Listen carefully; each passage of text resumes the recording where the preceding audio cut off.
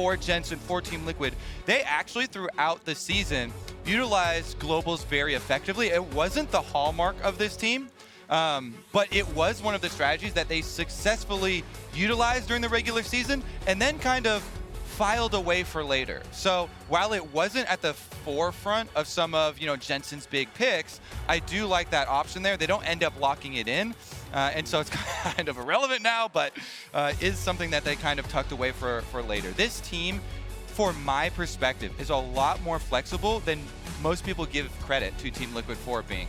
CoreJJ, yes, he does have an overarching view of the game and controls a lot of it and likes to be risk averse, but there are definitely a lot of different options that they like to go for with where they put their resources and their roams. And Leona doesn't really commit you to anything. It's got a lot of kill pressure, can do a lot of work in the bottom lane, can also roam and put that kill pressure in someone else's hands. Jensen opting for the TF here up against the LeBlanc. You do have reliable point-and-click CC, very crucial. There you go. And more importantly, point saved. The Twisted Fate comes in.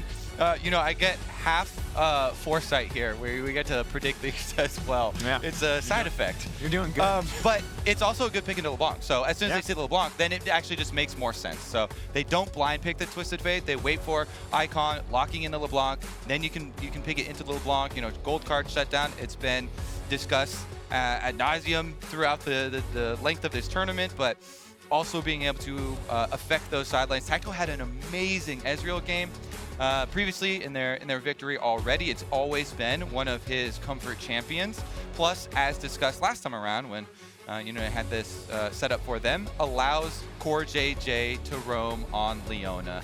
You can go for kills, you can go for setup there with Twisted Fate down to the bottom side. Guess what? That doesn't mean that you're just spending all your resources down there. It unlocks CoreJJ to pay it forward. He can then pay those ganks forward, unlock the top side of the map, and actually go to Alphari. So lots of opportunities for CoreJJ to get unlocked in this game, and that's going to be big for them. Meanwhile, for LNG, though, that Aphelios Thresh on the bottom side, very big for Light and Lwandy, of course, and should be some early pushing from them. We'll keep track of if either of them has to leash, but I would say neither of them will want to at all in order to gain that priority, and is going to focus now on the junglers. Olaf taken away is not just a blabber pick for NA. Santorin also racking up quite a few of those wins. Lee Sin is already off the board, so you get down to your Trundles and your Xin Zhao's coming up quickly here too. Certainly do. For now, the Jace also going to be banned away. I guess trying to adjust, trying to pivot, trying to limit maybe some of the blind picks. If the pool is open and there's only 1 or 2 champions left available that they really want to play, could always 4-pick top lane on red side, but I do still expect to see it be the 5th pick. Yeah. Are they going to ban away another jungler here, further limiting Santorin's effective champion pool? I wouldn't be surprised to see a Xin. Ooh, Kennen. I like it. Okay, taking away Kennen here. The Jace was already banned, so Jace is one of the biggest picks that people like to pick into Kennen for the counter there. So when Team Liquid banned Jace, that's what pulls up the Kennen pick. Maybe previously they were throwing around some more possible junglers, but if Jace is banned out as your answer to it, then taking that one away, because as you postulated, pretty sure that it's going to be 4th round pick here for jungle for LNG first, and they wait to see the full reveal of all cards in your hand from Team Liquid and finally try and counter the top side pick. So, plenty of junglers still available here. You like to have a dash when you're playing into a team that has Leona and Twisted Fate already, because there's going to be a lot of map movement.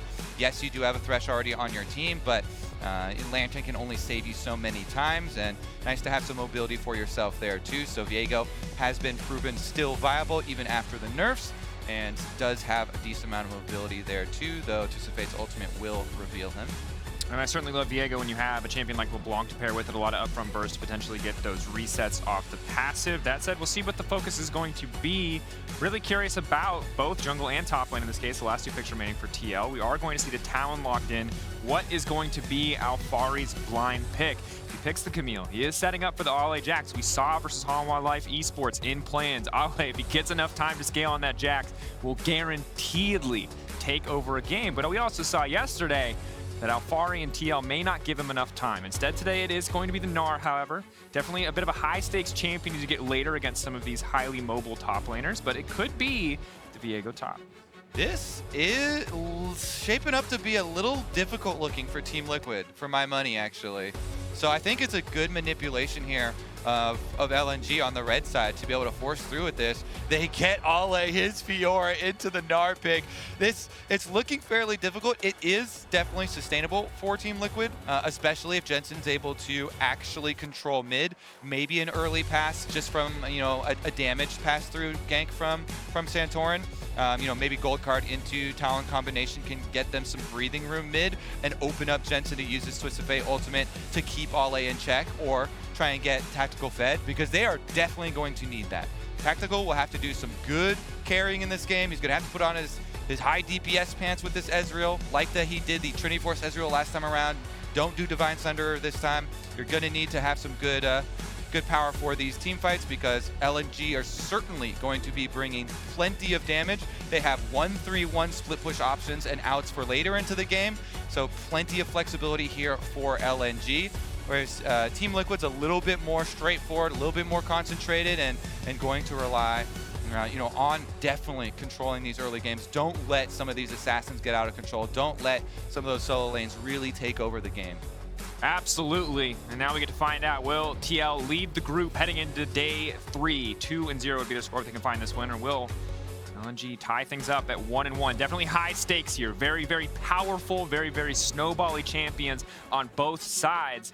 For the TF, more utility. CoreJJ, again, more utility. It's a defensive bot lane for LNG, but an explosive top side. Fiora finds a kill. LeBlanc finds a kill. This game can very quickly get out of hand, but if they can weather the storm, TF, nice and simple. Point and click CC. You got a Talon, you got an Ezreal. Easy to line those kills up. You just got to make it through. You wanted pop-offs, Drakos. LNG have drafted quite a few pop-off champions for themselves. See about the level 1, because level 1 vision will be so critical here. Trying to track to enable your lane matchups to actually play aggressively, though. And Team Liquid 5% strong up into the top side. Ooh, spotted out. Excellent, excellent ward coming from Tarzan. Oh, they don't get the last auto. All right, it's lost. GG. No ward kill, no experience, no gold. Oh, man, come on. Don't let your faith be that fragile. Well, also look at how much it costs, because not only do you not get a ward kill up there, but you also reveal all 5 members. This means there's no defense for any deep vision. Every single area of the jungle start is warded out here. They will see the start for Santorin very clearly, bottom side. They know he's not going down to the Ezreal lane super early on, so it should probably be, in this case, a pretty standard clear for Santorin. Just do red into Krugs, into Raptors, up towards top side. Talon, one of the big buffs for him to push him into jungle was, of course, much more damage on the rake. AoE, which is very good for your red quadrant clear. Yeah. Passes as well, I believe, doing bonus damage to monsters. So a lot of things that have brought him into the jungle, but he's been spotted out. And on top of being spotted out, he's also getting a leash. We discussed this earlier. Ezreal lanes having to leash. It turns into crybaby Ezreals, in my experience. Where's my tier? Help, I'm getting pushed in. Where's my Sheen? I want my Sheen buy. This is going to be a lot more difficult for CoreJJ and Tactical, because it gives over full push to Light Knight Lwandy, and you see them taking advantage. They chunk out. It also forces the Ezreal to use Mystic Shots on the wave. Whereas, you know, if you're in lane and you can try an auto, maybe they just said, you know what, we're not going to be able to push versus the Aphelios anyway. That's probably it. I think the thing is, too, you're against a Thresh who has the range advantage in this lane, opted for the Guardian. He is going to play the more ranged defensive option in this case. And the downside is you're missing out on level 1 when Aphelios doesn't have any abilities. It is certainly going to get a little bit harder at level 2, but Tactical will also be safer. Ezreal's level 1 is actually sick. Because I agree. If the guns were random, then yeah, you would have a random chance of hard losing lane. But they made it so that his guns are literally the best for lane phase. That you always start out with the best laning guns. You always get green for poking and red for sustaining back up off the wave. So it's true. But imagine he walks into lane level 1 with purple gun and you're slightly overextended and he just 30% slows you down. I'm happy for it, because as long as he doesn't have... I was trying to make an argument, but I think you're right. I think it is just probably, there's nothing. I mean, those are the best ones. Sorry. So they did that intentionally, though, part of the kit. Here we go, though, far as the invade onto low health Santorin. Tarzan not going to connect the stun. End of the day. Santorin still getting the camp. It's pretty big. Tarzan burning a lot of time to do so. Top lane pushing for TL, too. Very big. Santorin can leap in here, but of course, Aphelios a lot of built-in sustain in the kit. Might be a tight 1v1. Crab walking towards mid is as LNG favored, because top is pushing for TL, but bottom is mid is pushing for LNG for Icon with the LeBlanc harassing. So Crab walking right over into the winning lane there for LNG. Crab secured for LNG for Tarzan. People worry too much about caster bias. You got to worry about crab bias. Nah, that's tricky crab. Santorin though, follow-up chase. So wonder if he's actually going to go deep for the Krug steal instead of actually crossing for Scuttle Crab. Looks to be the case because your bottom lane's getting pushed in and your mid lane's getting pushed in. So you've got no other options there. I like the wraparound here.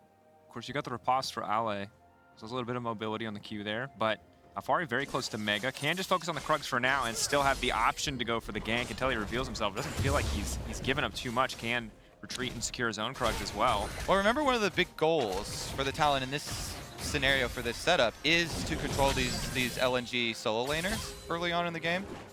Yeah. That's not exactly control.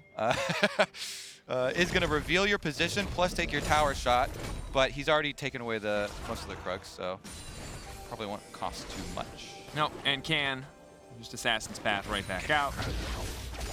Pick up that rock. There's a quarter on the ground. Go get it.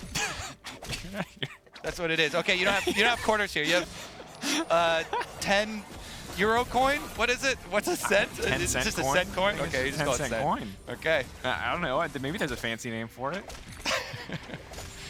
The Euro dime. Yeah, it's not Canada. It's not like loonies and toonies or whatever. I can't remember what that one is. Loonies I can't remember what country that is. All right. Jensen goes in, gets a gold card, gets some cheeky push back. There's no way there's a country that uses loonies and toonies as currency. Someone back me up. There's no damn way there's a country using loonies and toonies. Oh. Drakos is living in Candyland. Trying to come over and pay me in loonies and toonies. Bro. Okay, I see you, Drakos. All right, man. Well, we see Alphari on the top side in Peppermint Lane here. Stepping for now. I'm following you down the rabbit hole, Icon. Still poking Jensen, of course, with resolve. Secondary relatively tanky. He's trying to weather the storm. Alphari waiting. Cannot just ult the Fiora because she has riposte. Awkward situation for the Gnar, certainly. Yeah. He's making use of the early lane phase there for Gnar, though, before Fiora starts to get items and starts to get to the scary end game fantasy of the champion. Farming going quite smoothly there, though, for especially for LNG. You know, the bottom side, as kind of expected from the leashing, from having to deal with early Aphelios domination, is sustaining a fairly heavy deficit, actually. This is not what I would normally expect from it, but not getting a lane early has big repercussions for Ezreal lanes. No. And while certainly the Aphelios Thresh lane is favored, at least in the purely laning 2v2, it has also limited CoreJJ greatly in his ability to roam. We'll see now with this recall, if he's going to start running towards mid, running towards top lane. It is a bit of a risk, though, because if Aphelios and Thresh just walk right back into lane, you could be looking at tower plates going down. As long as he has the white gun, he eats tower plates for breakfast, so you do always have to be a little bit careful. Well, well, well. He's not hovering towards top side at all, so it looks like it's going to be a fairly effortless dragon pickup for LNG, as you know, it's a hover for a possible counter gank up there. Maybe communication between Alphari and Santorin on that pushing wave. The wave was in a little bit of a tenuous spot and could have been an opportunity for a strike up there, so hovering for the possible aggressive play. Definitely a cover there by Santorin. Costs you an early dragon in the favor of LNG and makes you a little bit worried about the progression here. Yep.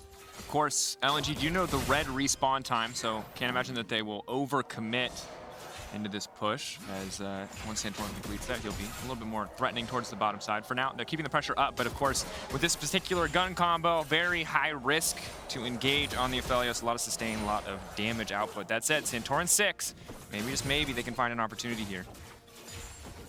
Yeah, quite interesting, because we've seen the trend of, you know, solo queue, a lot of talents take Ignite, because they want to start their kills early and snowball, and there's a lot more opportunity for ganks and fighting and stuff in solo queue, so it makes actually a lot more sense there. But for pro play, you know, seeing a lot more of the flashes, a lot more of the teleports come in does reduce your burst damage opportunity for some of these early conversions where you would want to snowball and get that first blood.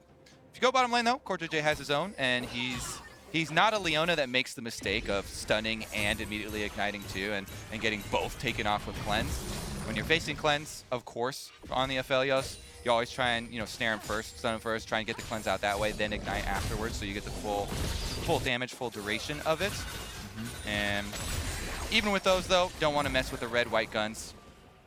Yeah, can't take those risks, and of course Ezreal going tier as well. The Sheen's a nice little bit of burst, but the all-in damage is just going to favor the Aphelios, even when Thresh maybe doesn't bring as much immediately to the table in terms of burst. That said, gold about dead even, and lane's kind of going as expected. Now, admittedly, the CS deficit on the bottom lane a little bit bigger than maybe you would think on paper, but top lane very much in favor of the Gnar for now. You talked about it, the power fantasy for Fiora, 1-2 items when she's really going to start to take over that lane. But overall, pretty quiet early. We haven't had a kill yet at 9 minutes between TL and LNG. I'm very caught off guard. This is, I was expecting a lot more blood. And we did say in Pick Fan, things might get a little bit easier if we get past some of these early levels, if nobody snowballs. But right now, I'm not feeling quite as confident in that statement because I just think it's so hard for TL to set up with a gold card in the mid lane. It feels like Santorin's just behind in the jungle, and there's so much vision from LNG. Yeah, I don't know really about behind. I guess a little. You know, Envision. Because he had to hand off this blue buff there. Tarzan is currently level 7, but Santorin very close to level 7.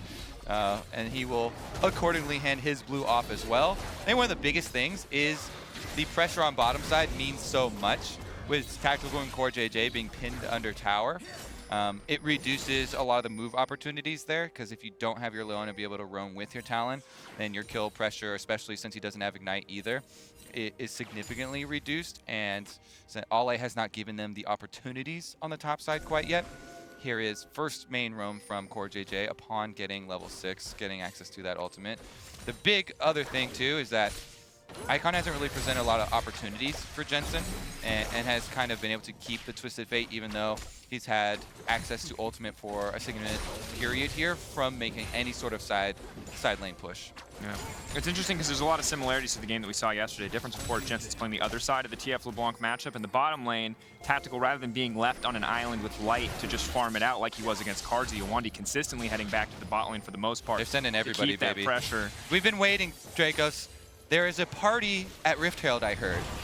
10 people need to show up. Everybody's invited. It would be rude to decline TL. Tactical on the way. He didn't forget his invite. That's leashing out. Okay, the reset's there. Alphari laying down a little bit of poke, wants to stack the rage, but needs to attack it at the right time. Tactical is fashionably late to this party. So fashionably late that they re-leash it, and he's going to be able to push out the mid wave first. Icon does recall, but he's got teleport. I don't see any deep wards for him, though. No. Someone has to go back and get the drinks for the party. Not everybody brought their own beverage. Icon's making the beer run, okay.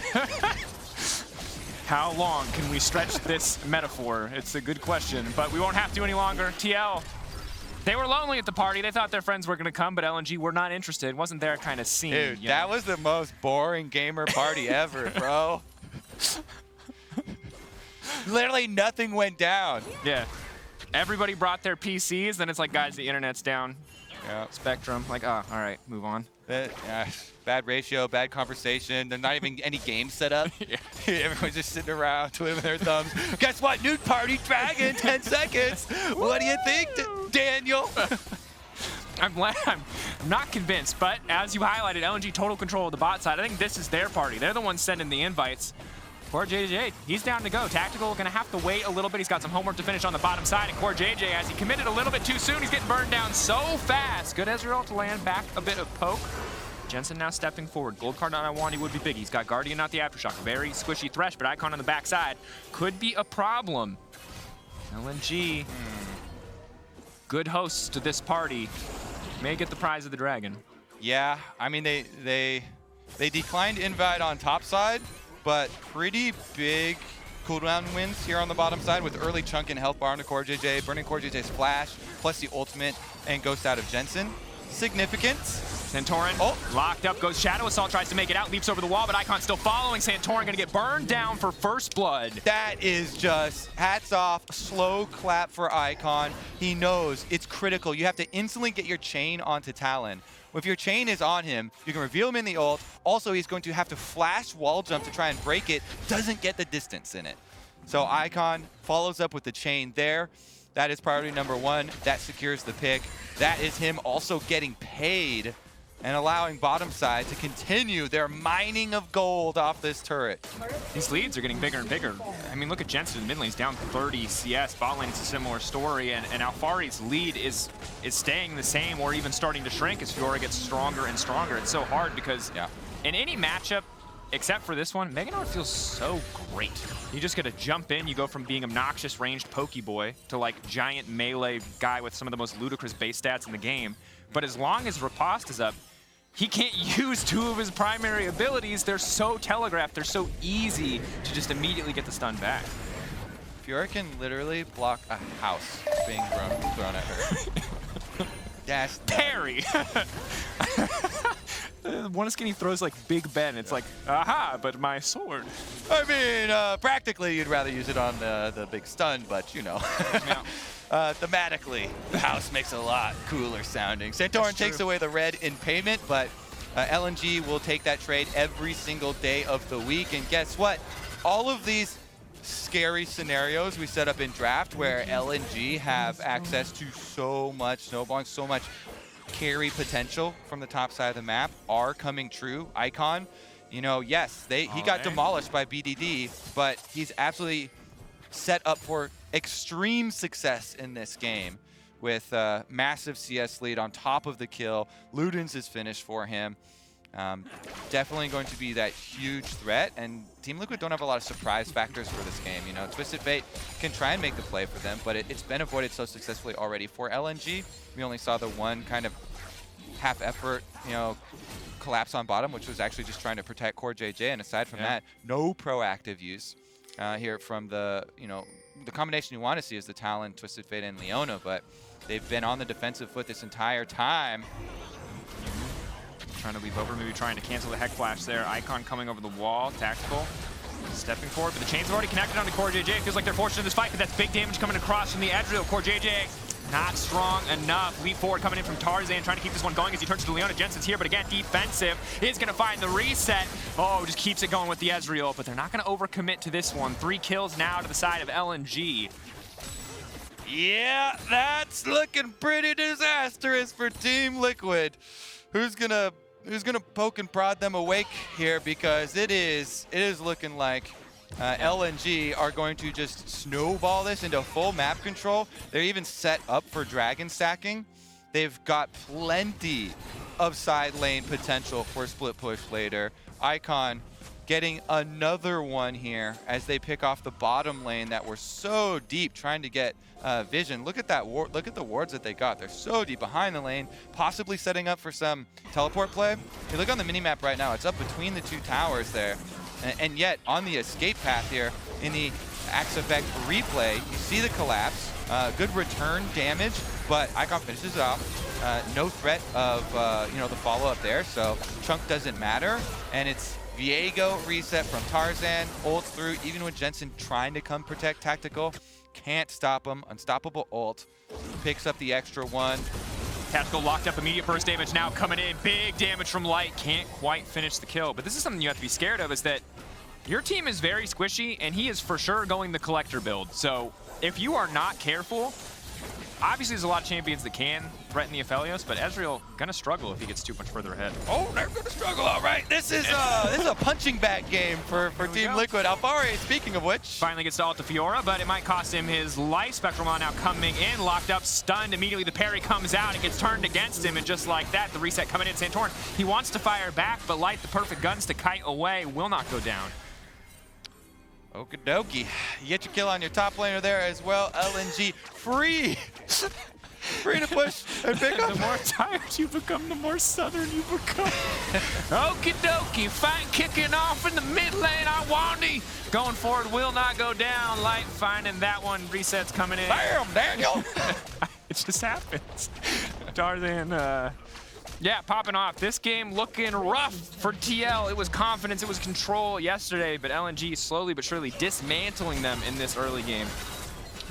Yes, sir. Bottom side tower is picked up for Team Liquid, so we are not getting perfect games, sir.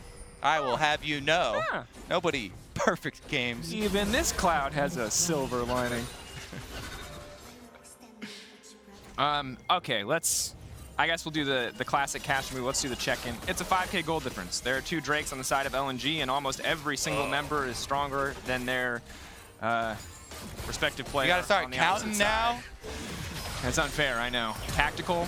Oh! Oh, dodged! Auto Okay, him to not death. quite enough. Hey, we get one. We're on the board. Baby. Kill on the board. Ale running, flash over the wall. He's still alive for now. He's gonna try to go in. Blast cone backwards. Does he have the riposte? No, but he does have the lantern. He clicks on it. He makes it. Oh no! Oh, it hurts. It's funny, but it hurts. Ah, Scheiße. They can't even get the Fiora. Yeah. Beautiful flash there from Lwandy. You know, he gets in range for the lantern there on the outside. Ale also using the riposte timing perfectly. Oh. Flash of his own. Now they've got to get out of there for Team Liquid. They slap their hand away. LNG say, you are not allowed near the dragons. No kills for you, young man. It's past your bedtime. Santorin going in. He's trying to leap. He's trying to dash, dip, duck, dodge. But, yeah, that's... Run. Whoa. Let's go. Run, little Talon. Parkour over. Oh, takes 2. Oh. How deep can he go? Oh, it doesn't get the blast cone. All right. Parkour. Free running Success. expert Santorin. I wanted Krugs anyway. Nice chase, nerd. Set me up exactly Wait, for my he didn't next stay move. for the Krugs either. He didn't even stay. He's out of there. Oh no, and Shelly goes away too. We started it, but they couldn't finish it. Actually, despawns. Baron's about to come, so they still get another tower, baby. Turret destruction. Further and further away from that perfect game you were looking for, LNG. I'm sure that was your plan going into this. So, TL. Suckers. We have to make fun of it because again, it's a 6K gold deficit. There's 3 dragons, and the scaling discussion is very difficult because that's an Aphelios and a Fiora on the opposite side. So, Yeah, TL. I mean, so to go over the windows that you can try and use is, and we saw a little bit of the attempt for a set there from Team Liquid. You know, put some deep wards for possible teleport from Alphari, but also they needed to get, as we were talking about for Champ Select, some priority for Jensen to try, you know, maybe gank mid first to allow him to use his teleport. So he can use the Twisted Fate ultimate to start to get some snowball, but you know, going back to you know, Ezreal lane pulling, so their bottom lane is just turbo pushed in. Can't get any support roams, can't get any mid roams, can't get any playmaking done for themselves. And when you're facing so many strong scaling champions here, it's going to get really scary if you can't use some of those globals or create some action with your roaming from your Leona, and that's just been the case here. So hats off to LNG for well-played early game. You saw them at no point with any sort of concern about the variations that are popping up here. Especially credit to Icon, you know, got demolished yesterday by BDD. Yeah, he had the early pick, and he early picked the Silas. Just so happens BDD is one of the best Zoe players, and it's a great pick into it. And got solo killed a bunch, but making it way more important this time around with the LeBlanc play. 4 kills to his name, plenty of burst damage, and plenty of map to work with. LeBlanc's dream is all these pockets of fog of war, hoping to chunk people out as they come to face check. Certainly is. Set up to do so. TL, maybe they can hope for something. Of course, Alphari holding on to a bit of a CS lead in his individual matchup, balanced out most likely by the assist that Ale has. But those are the little dubs, and those are ones you gotta look out for. Downside is, Gnar is not Camille or Malphite or anything like that, so he's very hard. He has a very low floor in terms of his guaranteed output. Very high ceiling. You named 2 very different champions there. I was like, what? Well, but I mean, like Camille, you like hook shot, wall dive. Okay. Like you're like, that's an engage. You got your ulti, that's an engage. You got Malphite, you push R when you want to fight, that's an engage. Gnar, it's like you can push R sometimes if they're grouped up, if your rage is stacked, if you're in the area. Like there's a lot of ifs. I see. Too many variables here on this one. Yeah. Confounding factors. Sure, yes. We call them in our scientific experiments that we like to create. The next experiment, I will propose, how did Team Liquid come up with their first kill? Now, okay. It does seem like there's a low chance of that happening upon first review. However, if you consider the strategy we came up with previously in the day, yes, everybody look at the support. There's tiny cooldown left on the flash. Maybe you catch Lwandy. He does have a tendency to look for some hook plays, and you self-root when you throw out the death sentence there. So again, manageable goals here. Try and nab something there. CEO grind set. Baby steps, folks. Keep your mind focused. You know what I mean? Okay, let's see. Everyone should buy a support item. Passive income. That's what it's about. Invest early. Invest early. Definitely. Cold. You know, it's much better to hold resources than it is to hold cash. Especially inflation's becoming a real issue.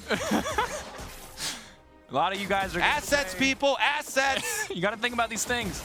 A lot of you would say that 600 gold shutdown on LeBlanc is really important. I'd say you're not thinking enough about passive income. Support item. Riddle me that. Actually, I want to reach for the stars. We're killing that LeBlanc. Well, no Jensen. CC for the Fiora. Joke's on you, Ale. He's making it out of this one.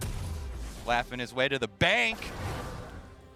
Well, he doesn't have any money for the bank, but he's at the bank. But he's at the bank.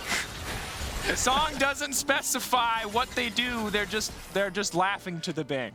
So he's chilling. All right, LNG. Really got to refocus on how they, actually we kind of cursed them, didn't we, in the last game? And we're like, oh, it's the 1-1-1 group. Well, might be the 1-1-1 group. It kind of looks that way. LNG, though, they have so many options for controlling how they finish out this game because they drafted such strong split push and the money's in the right place for that split push. Fiora's on her 2-item power spike, Daniel. The fantasy, the dream, it's a reality here. So Ale can free push as well as Icon, and he can easily threaten on these objectives. Twist of Fate ultimate used for vision. Ezreal ult used the same. Miracle Steel, Santorin from the darkness. Dream fight could still happen. Free running expert. Harder when there's a lot of chakrams on light, but he's let me have this. All right, here you go. All right, lots of initial poke damage. Ow. Flash away. Icon off to the side. Alphari rage stacking. Can he get it? Hop, skip, jump, throw him into the wall, turn around, find the first kill. That's what it is. Small goals, baby steps, baby. Loop-de-loop, alley-oop. Okay, Tarzan's on the other side. There's card. no Twisted Fate ultimate to reveal him anymore for actual combat, though. All right. Again, poke just coming in here. Icon goes to the wall trying to blow up Santorin, but there's an exhaust immediately trying to lock down LeBlanc. She goes right back over the wall, hook onto CoreJJ. No follow-up. LNG taking their sweet time on this one. Actually, a pretty good flash cooldown Santorin there. over the wall, free running, still alive. Tarzan, is he overcommitted? Can they burn him down? Was that going to be their first kill of the game? Yes, it is. TL, that's one on the board. Alphari, he's raging out. He's ready. Maybe they can turn an Icon over the flank. He's surely going to kill Santorin, but they've denied the soul for now. A brief glimmer of hope. The silver lining on this cloud getting a little brighter every second. Alphari going in. They're away. Into the wall. Is this going to be it? Santorin in the midst of it. He gets the gold ringer down. Icon ready to come over in a moment's notice. Tactical flashing out to safety, but they're still cutting him down. Alphari's going to go, and he's going to turn mini in a second. It's something for TL. Yes, they still lose the exchange in the end, but they buy a bit more time. But it does cost them everyone's life but Jensen's. And it's a they're awake, but they're also back in the fountain. LNG, as soon as they get the teleport back from Icon, you know, the initial investment, Icon burning the flash there, thought it was actually going to be pretty decent for Team Liquid, but he just teleports back to the fight. Beautiful collapse there from LNG, and they're right at the Nexus turrets. Icon stepping in. It's not quite the end of the game. He's just an Icon living with a 5-kill spree here, 700 gold. Dang. This is, you know what? TL got 2 kills, a dragon, and they've got 2 towers. So LNG are getting further away from the perfect game, and that's what matters. Man, that's an old story, okay? We've dealt with the perfect game already, all right? We've gone Candyland, we've gone parties, we've gone Southern. A lot has happened in this 27 minutes. But look at this. The moment of glory is about to pass. So they think they have the good follow-up here, and they do have wards into the wall, so Alphari gets the good combo. Tactical, though, goes down towards light as Icon is coming to pincer him, so there's no safety for him And again, Ezreal is the heart of the carry of the damage for this team. Since Ale is level 16 now, you know, the Fiora can't be dealt with. Little bit of split there from Team Liquid on the follow over the wall for the focus fire. The positioning was great for the investment of a Gnar ultimate, but they didn't have the follow-up and the safety of the carries to actually cleanly damage Tactical's follow it dead. up. Tactical just got one shot by Icon. Four members standing of TL. They run into this pinch. They could be in trouble. That hook lands onto Jensen. Light has the perfect guns to murder everybody. There's also a Fed Fiora and a Fed LeBlanc. TL are going to get obliterated here. They might get one kill, but they might not. Alphari running for the hills. Yeah, that's also a possibility. If I list every possibility, I'm never wrong. Alphari could escape, but it does seem a little bit unlikely. Tarzan going to go in. Alphari going mega. The hook going to land. I've seen him win these. Is there. Not this time. I don't think you have seen him win those, so I'm going to... You don't know me. LNG inside the base, baby. Icon redemption game. Deathless this time around versus Team Liquid, and LNG stomp their way to 1-1. 1-1 across the board. LNG masterclass from start to finish. Well, well, well. You know what? They might not have got the dub, but they got the one. It's ones across the board. They're setting up for a hype group. And a huge turnaround from LNG from yesterday. Really stepping it up. And for TL, sadly, also a turnaround. Really lost control of that early game. The Talon not nearly as impactful. The TF side of the TF LeBlanc matchup, really they didn't get anything out of that they wanted. Well, I started to get, that's why right out of draft phase where I'm like, this is looking a little scary for Team Liquid because they didn't have a lot of proactive options for early, but then once you see it, the early lane phase unfold, and bottom side is pinned under tower, so CoreJJ can't get out. Twisted Fate can't use any of the early ultimates, and Talon's unable to even make one of the counter ganks work towards top side. It just is completely going to wash away the other side because there's no surprise factor here from that type of draft. So from that point, they're kind of sitting there. Good efforts, towards the middle, I guess, at that dragon. To at least get that, but yeah, this was all LNG, baby. Yeah. And they actually have made such a good statement here, after Team Liquid's win yesterday. So very, very important stuff from LNG. Yeah, and Icon did very well. I think you heard Lyric talking about him on the desk, and I don't want to say this is a game where he had to step up and carry. A lot of his lanes were doing well on their own, but he just had these huge heroic moments. Said it would be a nice bonus if... It felt more like a carry performance than a nice bonus to me. He really, really popped off in this game. Exactly. That's why I think he deserves a lot of credit here. Deathless on it, pinning in the Twisted Fate. Bottom lane too, though. I think that's another one, making the most